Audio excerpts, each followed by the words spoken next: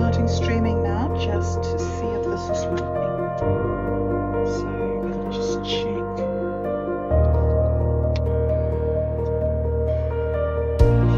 Yeah, so that's starting. Right.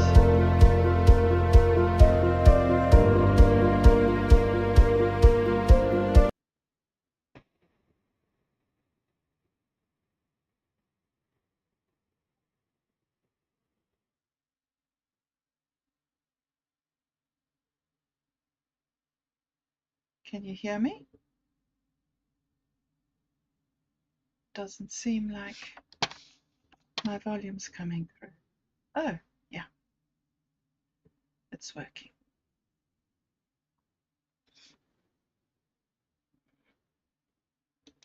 Roger, are you there?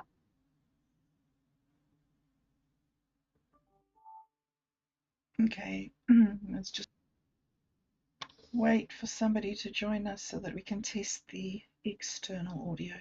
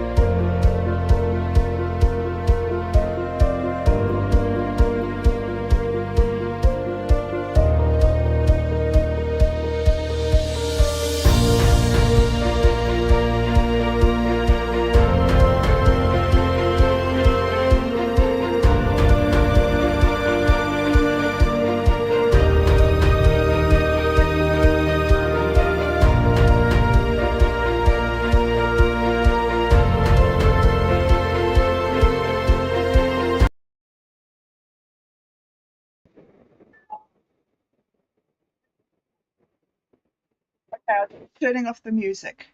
Now, if you can say something, we'll see if your audio is coming through. Okay.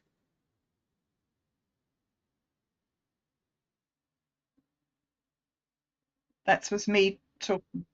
Oh, that was you. All right, that's interesting. So,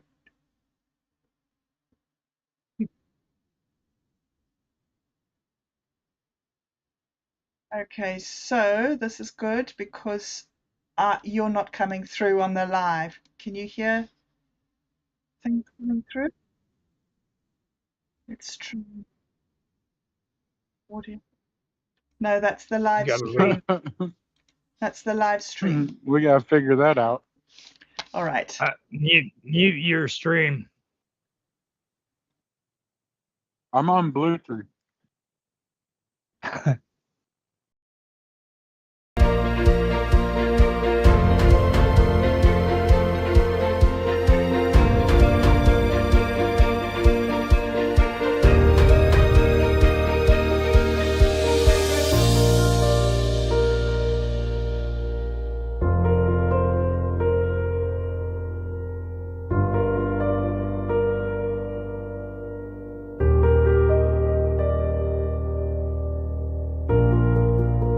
Turn our mics on and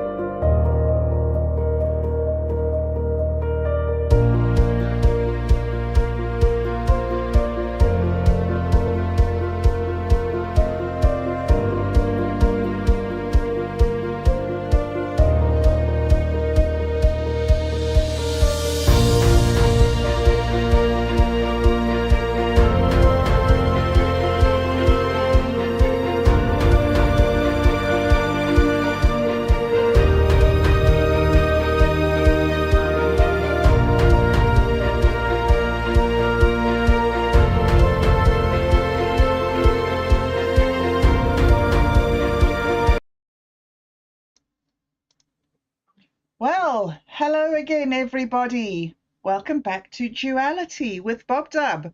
I am bobdub, of course, and it is fantastic to be back with you again. Thank you so much for joining us. It's so great.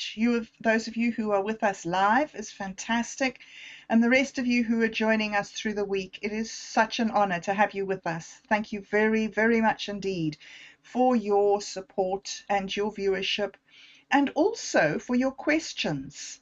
It is really great that we are having people who are beginning to challenge us on the things that we say. It's one of the really fun things about having online conversations, is that, we can come here and we can have our thoughts, but when people come to us and challenge us and bring us other interesting things, that's when the whole thing really takes off. So I just wanted to just stop and thank you for your involvement and your commitment and everything. It is just great to have you with us. And with us again today is Roger, of course, from Roger Hanson Live. Hey, Roger, how are you doing? I'm doing okay. How are you? Yeah, I'm doing good. I'm doing good. Thank you. How are things going in the middle of America there? It's it's hectic. Everything's hectic. This, that's all I can say. It's just hectic. Yep, seems like it. Seems like that's what life is about. And we have another special guest today. Last week we had Rush of Waves, and today we are very honored to have Chris DooGood from Minds.com back with us again. He will be joining us shortly, and we will introduce him in good time. So just until then, yeah, keep it in mind. It will be Chris DooGood. We call him Do Better. I'm sure you will recognize that reference. Okay, so today we are going to be talking about the duality of nature. If you do have any questions as we go along, do drop them in the comments and we will attempt to answer them as we go along. Otherwise, we will answer them next week. Oh, Reginald. Reginald has just decided to join me. And let me move him out the way before he steps on the speaker. Right, okay, so right, the duality of nature.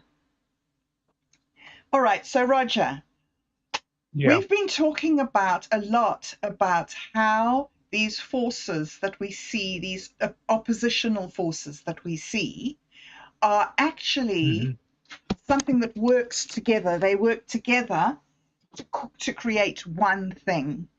And one of the things that I thought that was really interesting that we touched on last week was night and day, and how night and day isn't actually night and day. It's a product of the rotation of the earth.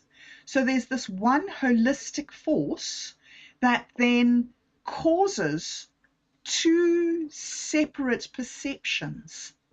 What do you think of that? How do you think that that informs our opinion of duality?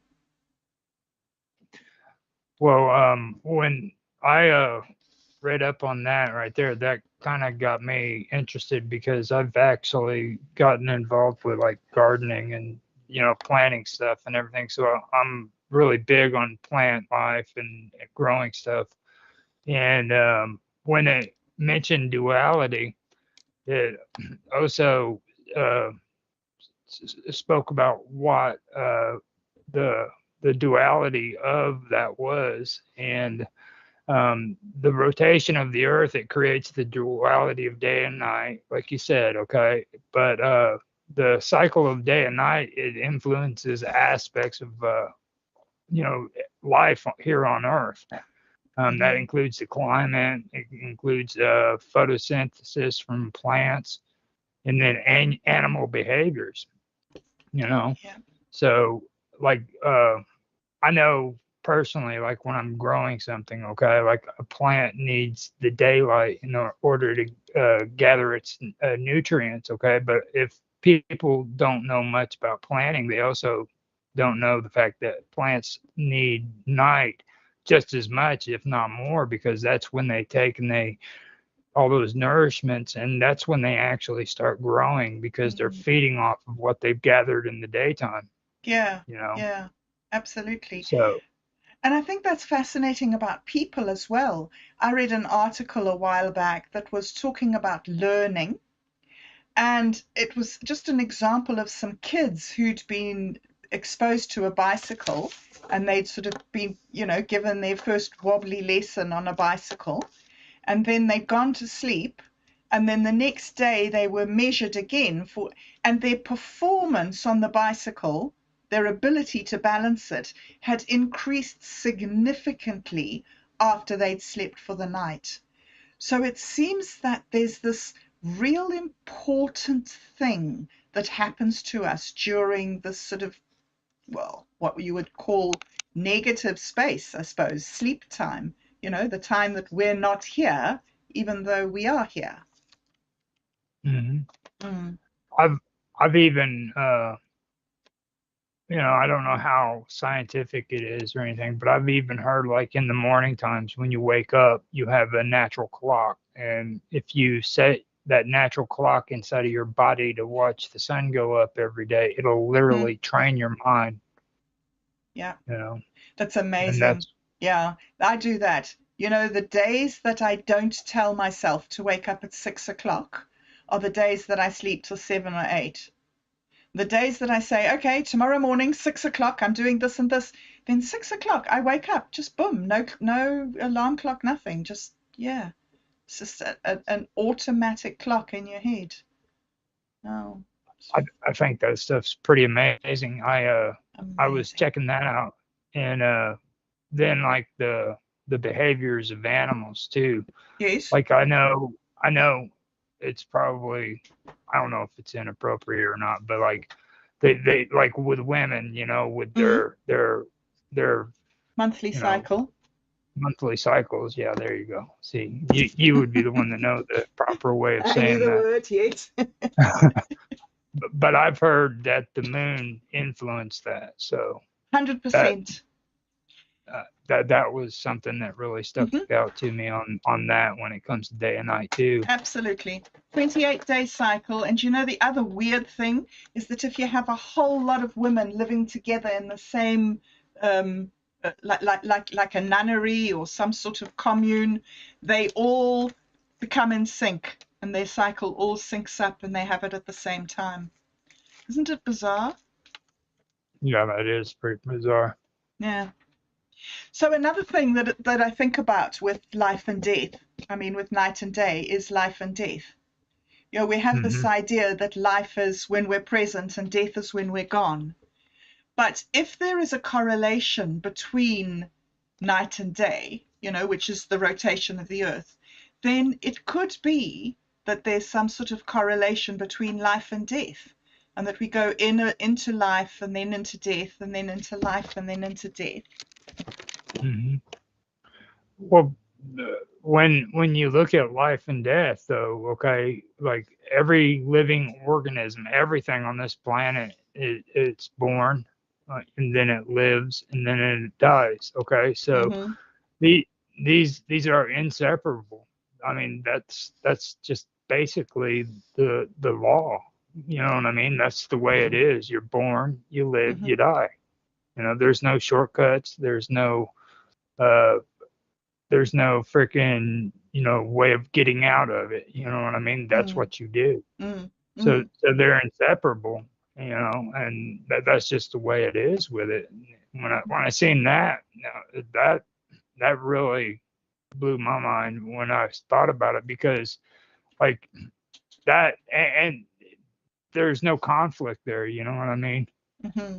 Like Yes, there's no conflict whatsoever in that situation. That's like 100% duality. yes, yes. And yet it's so so much harder for me to know that in my heart than it is to know that in my mind. Because my Right. my mom for the last couple of days, she hasn't been well at all, and it's just, she's 86, she's going to die. It's not like you can take her to the doctor and she's going to get better. And so there's this thing in me that says, no, it's completely wrong that she should be dying. And then there's this other thing in me that says, this is completely natural. This is how it works. So it's so odd to me that so many of these holistic things are things that we perceive as two things. Well, I They're think one. that goes back to what we were talking about before with the duality and the dualism. You know what I mean? Because you've got those two thoughts that are conflicting with one another. You know what I mean? That's like dualism right there. You Yes. know, like that would be like the whole mind over matter thing Yeah. going Yeah. on inside of your head. You Yeah. know, like for me, I know that the rational thought is, yeah, you know, it's natural, it's, you know, it's balance and harmony and all that good stuff, you Yes. know. Yes. But in my heart, you know, I don't want to see any of my parents die or, you know, anything Yeah. like that. I don't Yeah. want that. So you Yeah. get that conflict that's going on inside of your mind. Mm. Mm. That's the way I see it. I Yeah. mean, And I think that's really why we're doing this program and this show, is because those sort of things are very hard to deal with on your own. It's very difficult to have a mind that's divided against itself. And it does make you doubt yourself and be afraid, I suppose. Do you know, I heard this amazingly interesting thing the other day, and I have no idea how true it is, but just an amazing thing. The the the command that occurs most often in the Bible is do not be afraid. Isn't it mhm, interesting? That's the main thing that these religious scholars who put together all these stories, that's the main message that they've been trying to get out, is do not mhm, be afraid. It's like all these fearful things happen, and all these like really difficult things. I mean, we live on this planet where we are basically the prey for every single predator that there is. And we have had to go to extraordinary lengths of grouping together into communities and building weapons and shelters and walls and everything to protect ourselves from predators of other species and of our own species who want to obliterate us. So, our whole world is about surviving and beating death, and yet death is the thing that comes for us all. yeah. Yeah.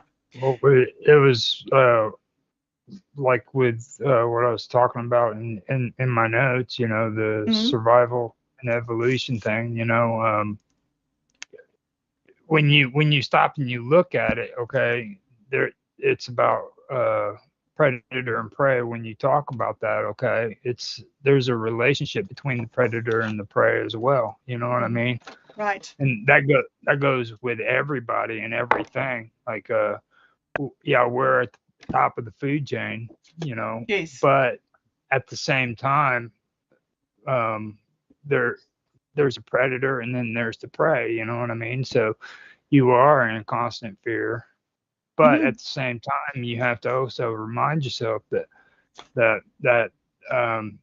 these influence, you know, these are supposed to be good influences when it comes to survival and our evolution. You know what I mean? Because think about yes. it: if there was no predator, then Yes, then things would become overpopulated, and we would have an overpopulation of things. So it's indeed. kind of like um, it it helps balance out the environment that we're living in. You know what I mean? So, Mm, mm, and even though you know that, you're still afraid, and like that right there in itself is kind of like dualism, I guess you could say, because there's that conflict in your mind. You know what I mean? yeah. Where you're not supposed to be afraid, but at the same time, you are afraid. You You are know what I right. mean? Exactly. So, Exactly. Yes. when I was, a lot of this stuff is starting to make more sense to me because it's making me remember things that I heard when I first sobered up, like face everything and recover, or fuck everything and run. Those are your two options. Wow. That's Wow. a dualism or duality right there. You have one Yes. of two choices. You could face everything and recover, or you could Mm. fuck everything and run. That is such Um, good advice. Gosh, that's such good advice. It's also really interesting because when you're in these dualities, you're living them. You don't often stop and think about them. Like you're talking about this face and recover or fuck and run. Like I always used to run away from things, but I didn't realize that in running away from the thing, I was fucking it up. mm-hmm. It's been so interesting to me realizing that these dualities come in dualities. You know, Well, I think it's the dualism is what that really is, though, because like you've got that fear mm, and then that faith going on. You have to have faith or you have to have fear. It's one or yes, the other. yes, You know what I mean? yes, So like, and that's a constant state of conflict right there. If you think about it, you're either, you have faith that something's going to work out, or mm, you're terrified that it's going to fail or mm, something's going to go wrong. You're waiting for the other shoe to drop. yes, yes, exactly, yes. You know. Okay, well, before we go on further, I would like to now go back to introducing Chris DooGood. Chris has been a long-time friend of mine. He is one of the first people that I met on minds.com, and he invited me to join into a conference which was run by a woman who was talking about non-violent communication. And she was fascinating because she says there's two ways to communicate. You can communicate by having or by attempting to have power over the person that you are talking to, or you can communicate by attempting to have power with the person that you are talking to. And so that was one of the first things that Chris and I explored together. And later on, we started talking about his idea, which I find a fascinating idea, of all things are connected. And a couple of weeks back, when Do Better was on our show, he was mentioning his ideas of this connectedness of all things. So yeah, Do Better, I'm really interested in you coming along today and giving us some more of your perspective on connection, because I think it's really, really relevant in talking about duality to be able to understand the underlying connectedness and also the duality within connection. So welcome to you, Do Better. Hey, how's it going? It is going very well. It is a gorgeous day Hmm. here. How is it going with you? Not bad, not bad. Still kind of finishing my dinner. Got a little dessert, Oh, very but nice. 2 courses. so, Duality of dinner. yeah, Uh, main course and dessert. so one of the things that one of the times I first heard about your ideas about connection, Do Better, was when somebody was talking Hmm. about aliens. And you were saying there are no aliens, we are only one. So I was wondering if you Yeah, could maybe well, like jump in and give us a little bit of your perspective on the connectedness of all things. I mean, it's something that I've learned through the process of just exploring our world and thinking about all the things, and then some books that I've read that led me on to that belief. Neil Donald Walsh being Mm, one. Marshall Rosenberg with the nonviolent communication. That's another. I mean, it's all about how we process it in our minds, Hmm. and then we experience it in our world. Right. So why is it important to believe or to have this understanding of the connectedness of things? What does it bring to our perception?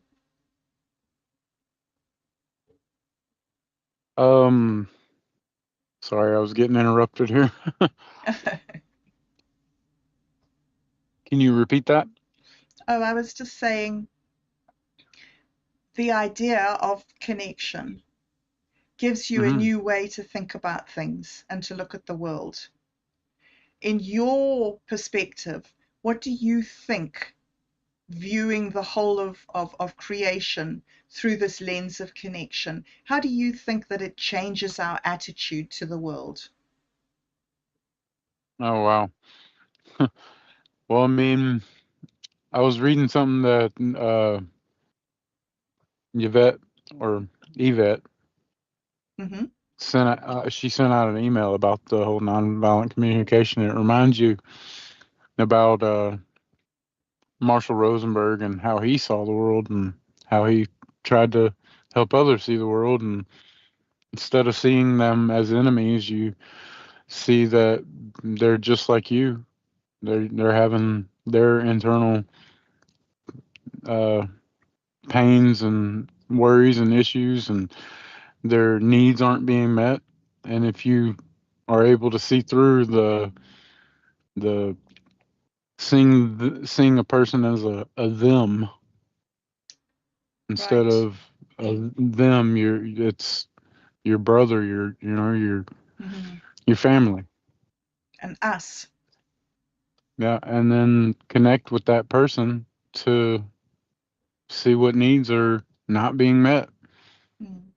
And yeah, it can turn around years of neglect with one person.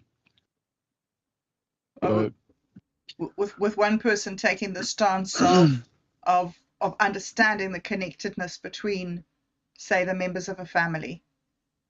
right. Hmm. What do you think about that, Yeah. Roger?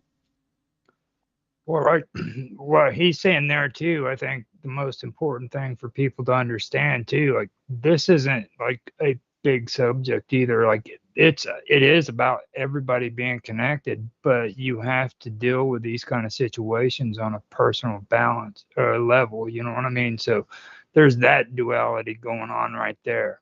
Like you know what I mean? It's a face to face, person on person kind of relationship that you have to have. You know, you can't be one of those people that are running out trying to save 5 million people. You have to work one person at a time, you Mm. know. And Right. that's something that I've learned. Like it's a personal relationship that you have to have with people to do that. Well, it's also changing the whole dynamic of the Right. power Right. situation. And It's both going on at the same time. and the more people that get to that level of understanding and can communicate from that aspect of connecting with each other, the sooner that we can turn this bullshit around. Mm-hmm. But how do we get to that point faster is being that change. Mm-hmm. And when you say this bullshit, you're talking about The the division and the aggressiveness within society, are you? indoctrination and power structure of power over and control, violence, all these, yeah, Mm-hmm. all that we have kind of just allowed and kind of consented to unwillingly without our real not full knowledge of the ramifications of everything. We're like, this is the way things are. That's what we gotta do. And now that people are starting to look into it more and understand how we got here, it's poking a lot of holes in this society. And it's time to kind of reassess where we want the direction of this whole thing to go. Because obviously, whoever's leading the way now is not leading us where we say we want to go.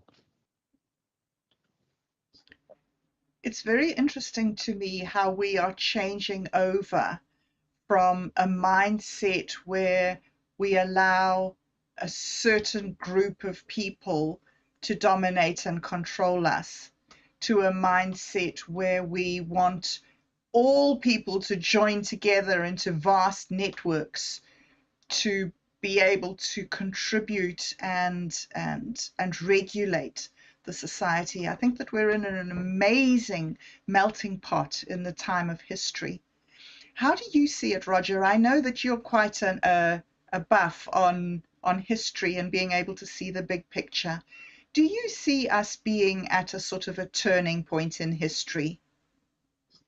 Yeah, I do, but what I see is kind of the direction that do better is talking about right there. But I see it more in a scientific approach because like a lot of people don't really get into like scientific method, but I geek out on things a lot, you know. And there's one part about science that I really love, and what it says is it's I'm not like quoting it verbatim, okay? I'm just Yeah, kind of giving you a sense of what it's saying, but instead of trying to force an idea on people and their beliefs, what you do is you present them with the idea, okay? And when you present them with the idea, they're going to fight against it if it goes against their beliefs. But if that information that you provide to them is solid and they honestly freaking listen to you, then they're going to see how ridiculous their ideas are. And eventually they will come around on their own time, at their own time, on their own time limit. You know what I mean? It's not going to be forced upon them. And that's what I see happening here because you've got these forces who have these principles that are in conflict. They're fighting against one another, and neither side wants to give. You know what I'm saying? And it's constant conflict, and that's what's going on there. Now, what you want is for them to freaking kind of these opposing forces to freaking kind of work together and try to come up with solutions and everything. But you're not getting that because nobody wants balance and they don't want harmony and they don't want all that good stuff. They want their point of view to be recognized as the true point of view, and the other they're opposing, you know, group that they're against them. They don't want to hear them. They just want to fight against them. So you have that conflict going on. And there needs to be somebody that's there who's able to speak to them and say, look, this is the way things need to be, you know what I mean? And then when they start seeing that and they start freaking looking at their own uh, principles and their own way of thinking, then as time goes by, they'll say, hey, hold up, something's not right here. You know what I mean? But they have to do it on their own time. Mm. And that's the part that sucks because there's no timetables. I mean, there's no way you can measure how long that's going to take. It could take 10 years, it could take 20 years, it could take 50. We don't know. Mm. You And know? there are definitely some ways of talking to people that have a better response, that the people can have a better response to you. There are ways that you can speak to somebody. Like, I know this. I'm quite abrupt with what I say. I'm like, this is the way it is, and this is how it is. And for me, that makes total sense. There's night and there's day, and that's it. Boom. But there's twilight as well, within the night and day, and that's something that I really overlook a lot of the time. And I think, Chris, when you introduced me to Yvette, that was the time that I realized that if you want to get your point of view across, you have to consider how you're saying it, that some things are easier for people to respond to.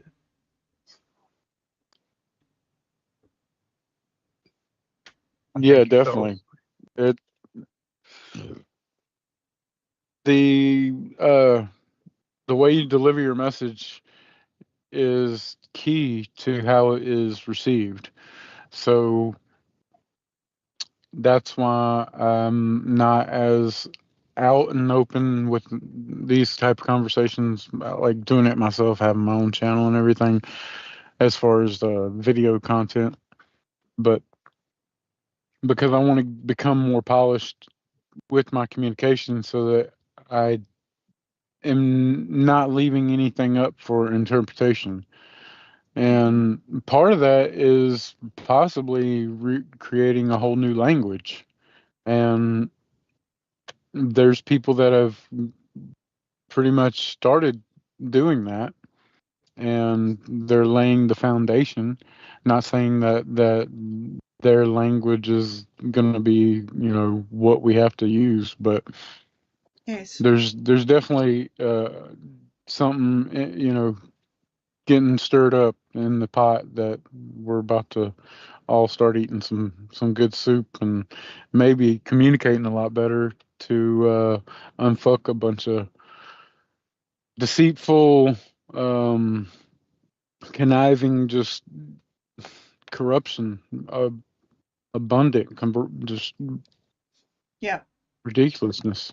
yes, And indeed. having a language that is clear and concise and mathematically certifiable leaves no room for interpretation. You say what you mean, and you mean what you say.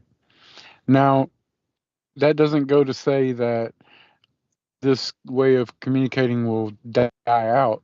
It's just like more for legal contracts and public message type things, stuff like that. When you're dealing with a public situation, you'll use this language, and maybe you'll have your own language when you're at home in the house, but with family and friends.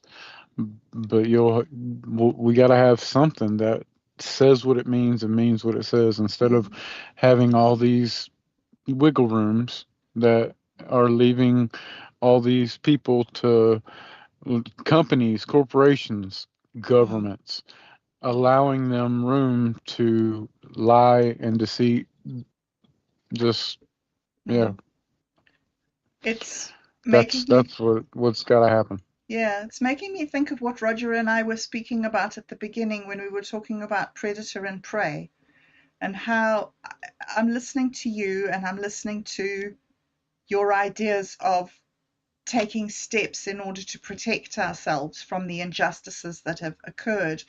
And I'm thinking it again in terms of this duality between the weaker and the stronger. Often it looks as if the weak people get a bad deal, but you look at it from another point of view, and the weak people in some situations could be the strong people if they were empowered. Exactly. And that is the case, because the power that the weak people right now have, that they aren't realizing and utilizing, eclipses all this power over structure. And as soon as we figure that out, like the whole ants movie scene where Yes. Hopper was talking about, oh, you're gonna let that one ant push this around? No, who cares? It's just one ant. Well, Mm-hmm.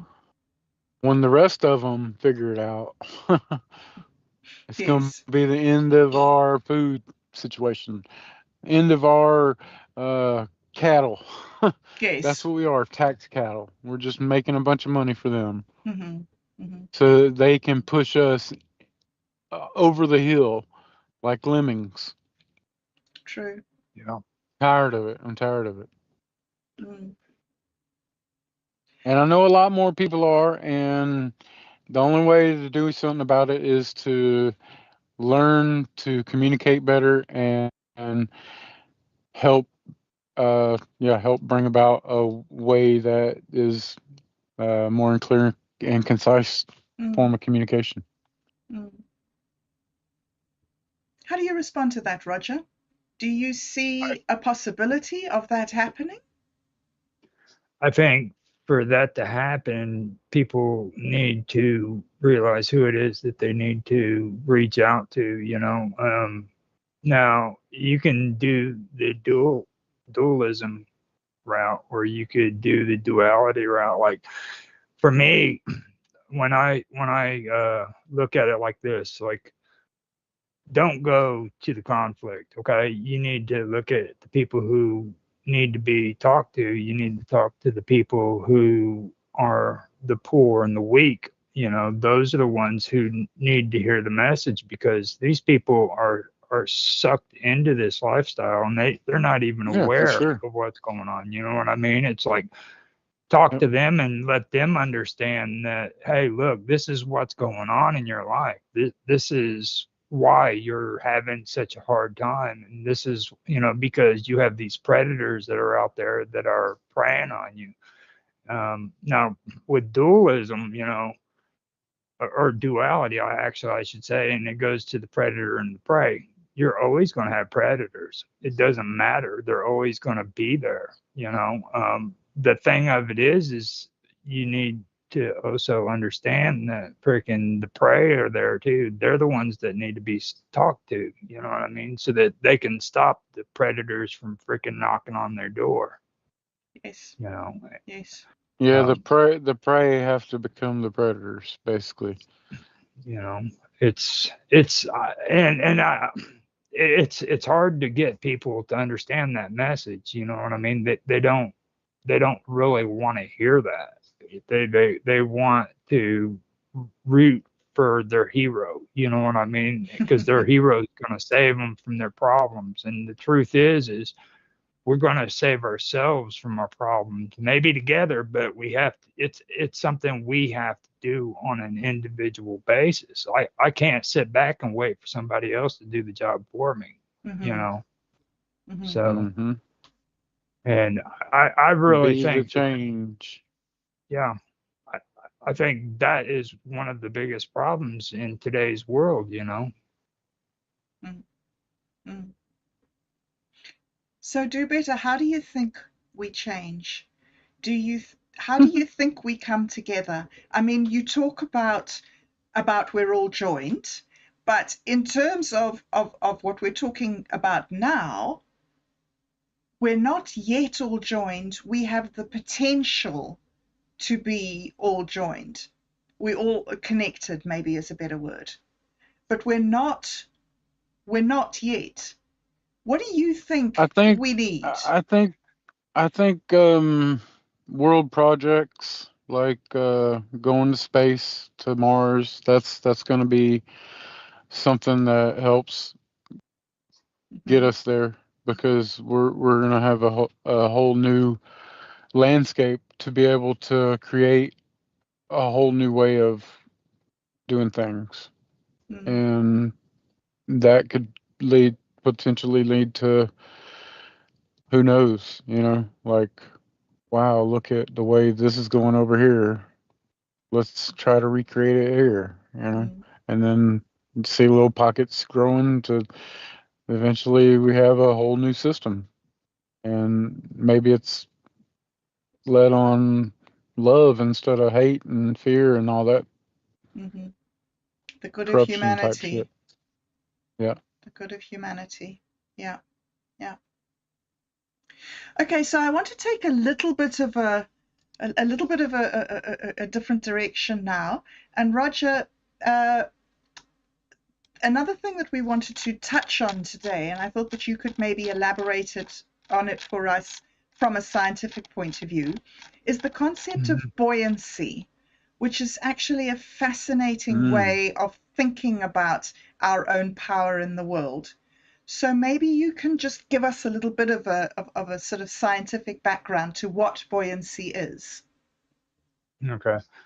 Well, do you mind if I kind of give a little background on why we're talking about this, though? No, Because, absolutely. No. okay. So Yeah. last week, after we did the episode, we had me, you, and Russell Waves were having a conversation, which really we should have been recording it because it was even awesome that conversation was. Yeah. Like, and he started talking about bees, man, and like I was first he came in and he started talking about electricity, which was really cool, and then he started talking about bees. So I went on and I started doing some research because before we ended it, I said, well, I wonder what buoyancy, if it would have anything to do with duality. And I went on and did some research and found out it did. It was actually buoyancy when it comes to physics. Duality of buoyancy is the fundamental principle in physics. It's crucial for understanding various phenomena in nature and technology, such as like floating of ships and diving of submarines and stuff like that. So that's the one thing I found out about, and I was, I mean, I know like basically how water works when it comes to buoyancy and everything, and how weight determines if something sinks or if it floats, But it went on to explain a lot of it. It says that in a sense, buoyancy exhibits a form of duality between the interplay of the weight of the object and the weight of the displaced fluid. So the weight of the object that you put in the water, if that weight is lighter, then the water will surround the rock and it will it'll displace, or it'll add weight to the water, which will make it float. Okay, now that is considered upward force, and it exerts in the fluid and it creates greater weight than what the object is. Now the opposite is negative buoyancy, and that's sinking. Okay, and that's the opposite of it. So if the object is heavier, it'll sink. And according to that, that's an aspect of duality, just like we were talking about hot balloons, helium balloons. It would have the same setup when it comes to buoyancy as well, because of the weight of the helium versus the weight of oxygen. And there's a duality there. And I think that's a really fascinating example, because we need both things, like you were saying about night and day. We need both the ability to float and the ability to sink for different tasks. It's not like one thing is better than another, or one way is good and the other way is bad. They just are. You can either go up or you can go down. Doesn't mean that it's right to go up or it's wrong to go down. It just is that you can go up or down. And I think that's the same thing with communication. Do better. What you're saying is there are two different ways that you can communicate. One where you can put people off or put them in their place or have authority over them, and one where you can include them and bring them in. It's almost as if the sinking and floating thing is a part of our interaction with other people, don't you think? Yeah, for sure. Crazy cat. Definitely different buoyancies on the you know, the way a conversation goes. Yeah. Yeah. And Some people abilities. some people the conversation just sinks, and some people it goes up. Goes up. Yeah. Yeah. Just, yeah. And sometimes you want the conversation to sink. You want to use techniques that make a conversation go away. Right. So I think that one of the things for me with this investigation into duality is learning our power in being able to manipulate these, what we're calling forces. Do you agree with that, Yeah. Roger? Do you think that it's about personal empowerment? When I was reading about buoyancy and everything, the one thing that really stuck out to me, I don't know if you guys know how to say this saying best, but it's the one where it was talking about being a reed in the wind. Oh, yes. Do you remember that? Have you ever heard that? Yes. Okay. No. I don't recall the saying, but I've heard it somewhere. Would you like to say it? Because I probably mess it up, bobdub. You say it, Roger. You want me to say it? I do want you to say it, yes. Okay.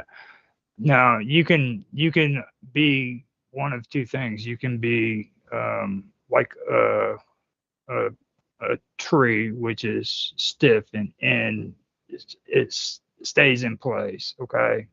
But Yes. when the wind gets strong enough and time goes by, that wind will eventually knock that tree down, make it fall. Yes. Now you can either be a tree that's standing strong in the wind and eventually fall, or you can be like a reed where when the wind hits it, it bends. It bends. Yes. You know, so I kind of think about it like that.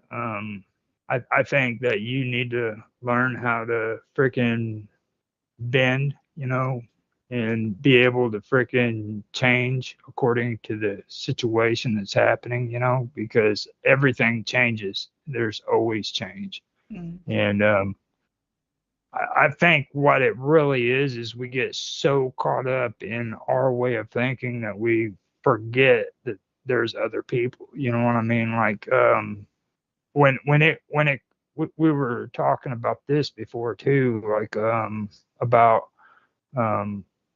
having free will. You know what I mean? Everybody thinks that they can have free will, but in reality, there isn't. When it comes to being around other people, you can't truly have free will, because if you are around other people, you have to be able to communicate with them, and you have Yes. to be able to, not do and say everything that you want to do, because those other people are going to want to do what they want to do, and they have to, and what they say, so you're Yeah. going to have to compromise basically, and that's not free will. Compromise is not free will. Mm-hmm. You Oh, know what I really? mean? How No, do you interpret free will? I thought free will meant the freedom to make your own decision. well, okay, you go ahead and make a decision with somebody that you're in love with, and they don't agree with your decision. But that's what free will is, isn't it? Free will is when you think that through and you realize that that person's not going to agree with you, so you decide to do something. No, That, that's a compromise. yes, that's your That's a free will. That's your free will to compromise, isn't it? It's your choosing the attitude of compromising. free will is me wanting to do what I want to do when I want to do it. You see what I Really? mean? I want to go down and I want to get a cheeseburger. I don't care who freaking has a problem with it. That's that's what I'm going to do. You know what I mean? Even though I got freaking a high blood pressure, my doctor is telling me I shouldn't freaking eat cheeseburgers, and I got a wife that's freaking upset with me because I keep eating junk food that I shouldn't be eating. Yes. It's not me. I'm just using it as an example. You know what I Yes, mean? sure. Yes, sure. But that's free will. Hmm. See, I'm exerting my will to do whatever I want to do. But you could exert your will to do what the other person wants to do. You could Right. freely do that. You could just choose to not put yourself first. Because you're taking the consideration of another person Yes. into you know what I'm saying? You're stepping out of yourself and you're allowing somebody else's feelings to freaking be more important than your own. Mm. Because what it comes down to is selfishness and selflessness. Mm-hmm.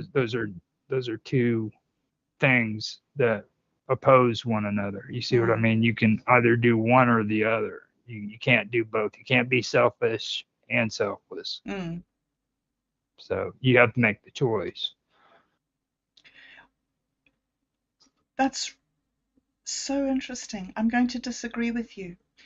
I think that you can selfishly decide to do things for the other person. Let me explain what I mean. If I'm in a relationship and I know that my husband doesn't want me to leave my dirty underwear on the bed, for instance, I don't know where that came from, but there we go. Okay. That's horrible. Okay. You just said that out loud on I live stream. think That's out loud. Everybody. I think I think all this goes back to the indoctrination and the way that we communicate as far as our desires. So we've been indoctrinated to desire that big cheeseburger with the heart attack waiting to happen, and Right. it's just because that mentality keeps us at a low level of vibration and all the things, whatever. But once we seek that higher level of being, we won't desire that Mm-hmm. heart attack cheeseburger. Yeah. Yes, you see, So that's yeah. it. And the same thing, like if I want my husband to be happy with me, but I know that he's going to be unhappy with me if I put smelly socks on the bed, then if I choose to put smelly socks on the bed, then the consequence that I get will be my husband will be unhappy. So I could choose to do a different thing. Although I've so blown Exactly. this whole example by choosing something dumb. Cheeseburger would have been much better if I just stuck with cheeseburgers. Off in the reeds with bobdub. But Yeah. really, it's mainly about the indoctrination and desire that keep us from a lot of Mm, harmonious and, you know, just better way of life. mm. Like just doing what somebody else has told you instead of thinking it out for yourself and coming to something that's a better decision. And Not so it much all goes that. It would be more, we would be thinking the right decisions because that would be our desire, is to do what is the best for not only ourselves but for all of humanity. Hmm. and that's what he's talking about with, remember how we were talking about the good mind? Right, right, Okay. right. And this is kind of what I'm was getting into earlier. This has to be on an individual situation. You know what I'm saying? Like Mm, these are decisions that you have to make for yourself on an individual basis. It's For not sure, about yeah. everybody else. You know what I mean? You have to do it for yourself. You have to make these decisions. You know. mm, mm. So, I mean, I agree with that 100%. Like Yeah. it's, you know, and the thing about selfishness is like you have to define what you believe selfish to be. You know, I mean, a lot of people believe that being selfish is like a human basic instinct, and being high-minded and having that good mind is above the instinctual desires. You know what I mean? Right. The So natural. you've got to kind of figure all that out in your head and come up with an understanding for yourself. What do you think is basic instinctual desires, and what's higher thinking, what's higher emotions, what's higher, what's the good mind? I wouldn't even say basic desires. I would say indoctrinated desires, because a lot of the things that we call normal are super abnormal. Like when I first took my first drink of alcohol, it was like, what in the fuck? I was I was freaked out. Like this is the good thing, and everybody like, yeah, it's good, go, yeah, drink it. And then eventually you acquire a taste for it. And that's with a lot of different things that you see in society now.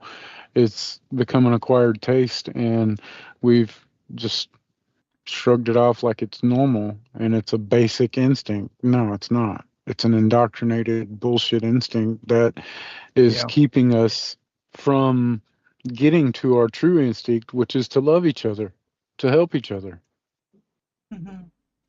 It's taken away. It's taking away more than what it's given. Like, now I've been joking around about it, and I've said it a lot of times, and people think it is funny, which it is, but it's also true. But like, the first signs of civilization, when it actually happened, was also the same time that beer was invented. Okay. Yeah. So that's something you need to look at. Okay. People invented beer, and then there was civilization. Oh boy. Okay. Now, I mean, that's messed up. It really is, but it is true. If you look at the history and you find out they started at the same time. Do you know, when I was traveling around New Zealand, after a while I started realizing that the very first building you see when you drive into any town is the liquor store. It's right there. So yeah, that's it's still happening. Any town, I'm sure they put up the liquor store. Come to our town, guys. We have booze. Yeah, I don't know. So odd. Here in the United States, a gallon of milk is more expensive than gas, but you know what? Beer is still cheaper than both.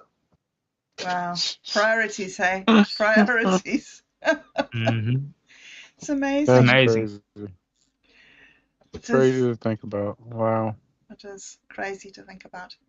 Wow, so many of these things that we are thinking about are actually really crazy to think about. The two shall be one, and the one are two, and yeah. So unfortunately, we have come to the end of our time again for today. But to end off, maybe Do Better and Roger, you can just give us a final thoughts. Start with you, Do Better. End thought for today. End thought for today. Yeah. Try to love each other and communicate better. It's gonna lead to more harmonious living, and that's what I'm looking forward to. How cool. Thank you. And Roger? Well, the best I can say about all of this stuff is, it's always good to be like Do Better's first conversation with you that you mentioned with the woman, because instead of trying to be in control and be the boss, try to cooperate with one another and come up with a solution together, because that's really the easiest way of doing it. All these opposing forces are just causing friction and chaos, and it's not going anywhere. It's just escalating. So, there's always a better way of doing something if you work together instead of fighting against one another. And bees are cool too, by the way. I just wanted to say that. Bees are bees are cool. Bees are cool. And we will probably be talking about bees in depth on an upcoming show because Rush has said that he would come back. We are also very honored to be going to be joined shortly by Mark Edworthy, who is, well, you'll have, if you follow Roger, you will know that he is an expert on a great many things and also very involved in minds.com. So we have some really interesting discussions that are going to be coming up in the future. So thank you very much for being with us again today. Thank you for all of you who tune in and who take in what we say. It's really great. As I said at the beginning, we're really, really honored to have you with us. And final message for today is love each other. Until next week. See you then.